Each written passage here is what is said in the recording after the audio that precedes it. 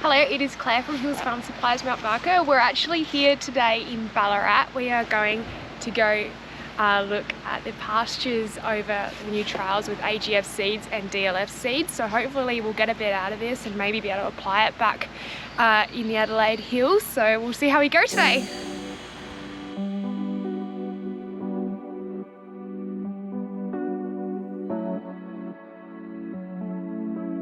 Okay, so we are here. I'm at the pasture trials at Leigh Creek. So I'm here with Tom. He's from PGG Wrightsons DLF seeds, and we're actually at one of the pasture trials. We're looking at the ryegrass trials at the moment. So I was just going to get him to run us through what they go through, and you know how long it sort of takes before we actually have the pasture seed that we sell to you guys. So Tom, take it away. So pretty much what you see here is sort of a process that we go through which takes about 10 to 15 years to bring a new product to market, the products that you guys will be using on your farm or you'll be seeing in store. So we start with plant selections and farmers, we go to farmers and say, what do you need in the market? What do you want from a ryegrass? From then we will choose plants based on those sort of needs to meet the market. After we choose sort of a few different plants, we'll then choose a different couple of lines. The lines will then come together and we'll sort of put them into, we'll bulk up a little bit of seed and put them against each other and sort of score them based on winter growth, rust tolerance, seed heading. Is it a scoring out of 10 or? Yeah, usually a 1 to 9 sort of scoring. Okay.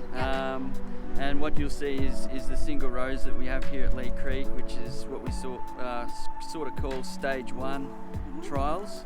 So why don't we just really quickly, sorry to cut you off Tom, why don't we go and look at one of these little plots here and you show me, like you score it for me so we can actually see what you're looking for. Yes. So looking at here is we've got all these what we call single row test lines, and below me we have a plot here that's a nice strong solid plot, autumn growth, and comparing it to the one next door, showing little signs of rust and even a persistent sort of score along here. You can see a plant's dropped out.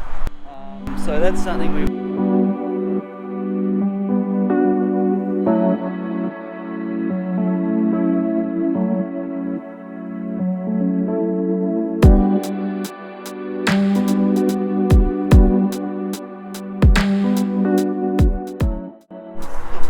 I just thought I'd note, Jason, who is from DLF Seeds, he told me that some of these pastures throughout the 8 years, you know, they make it right up to year 7 and they just drop over, and you know, it's quite interesting. You put all this time and effort in and some of them really show they just don't perform in the long term, so it can be quite interesting the results that they get from doing these trials and actually put in the time to make it worthwhile.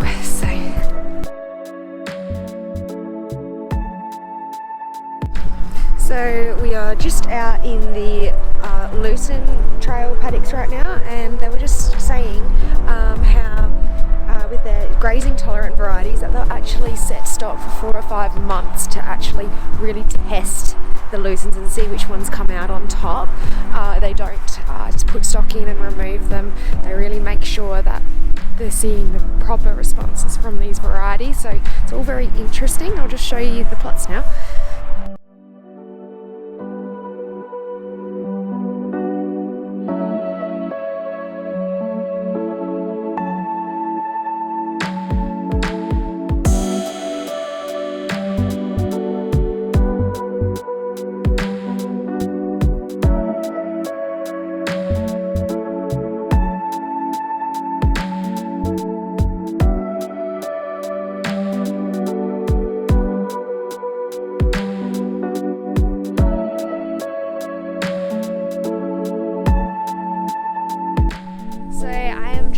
Second trial site for PGG Wrightsons. We actually just saw some pallets on Rapno. The sheep are just grazing it down at the moment. Thought that was quite interesting considering we've got a fantastic multi-species paddock back at home. I've just got to go and speak to Jeff and hear a little bit about relish red clover, which is something new up and coming that's probably quite relevant for a lot of us. But yeah, it should be interesting. So we are here with Jeff. We're actually looking at our red leaf clover. It's called, the variety is Relish. So I just thought we'd ask a few questions and see what his thoughts are on it. Yep. So yeah, relish is most red clovers are very, they're basically 12-18 months there, and then you start to lose plant numbers big time. So as far as persistence goes, relish is one of the best on the market. You should be able to get 3 to 4 years out of a good standard relish clover. It's per kilo, it's very expensive. However, that's that persistence factor that you can get out of it. It's low estrogenic, which means you won't have any fertility problems with sheep or cattle, and it fixes a lot of nitrogen. A little side note, which we didn't actually talk to the others about, there was a trial done in New Zealand where they had straight ryegrass versus a paddock with ryegrass and relish clover in it.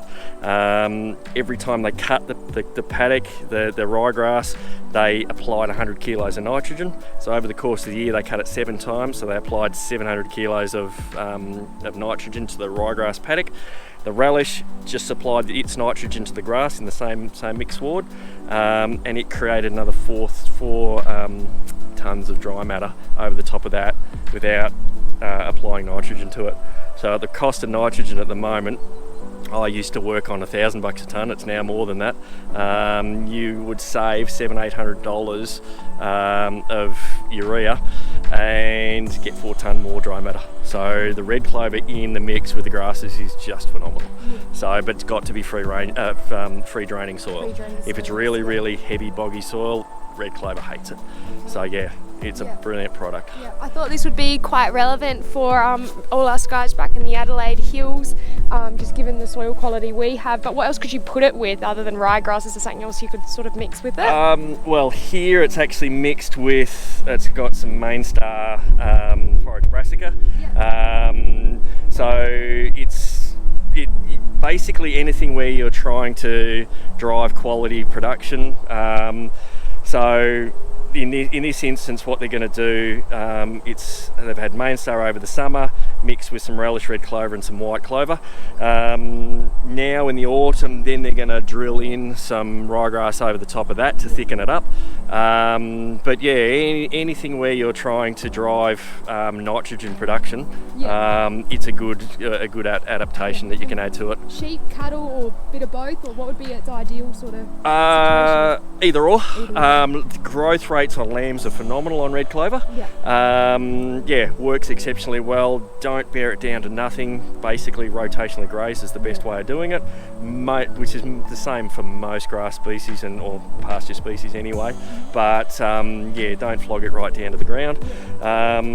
But yeah, it's a good accompaniment with pretty much anything else if you've got good free draining soil, and make sure your soil fertility is up and about. So yeah, that's interesting. Oh.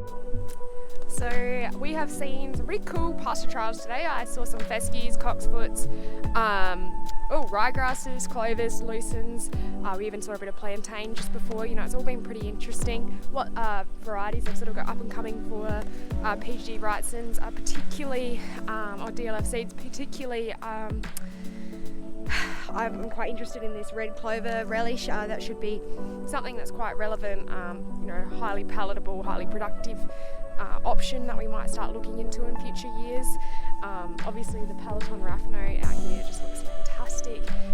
It's kind of on its way out now. They just stop grazing it, but definitely keep that in mind. So yeah, pretty good.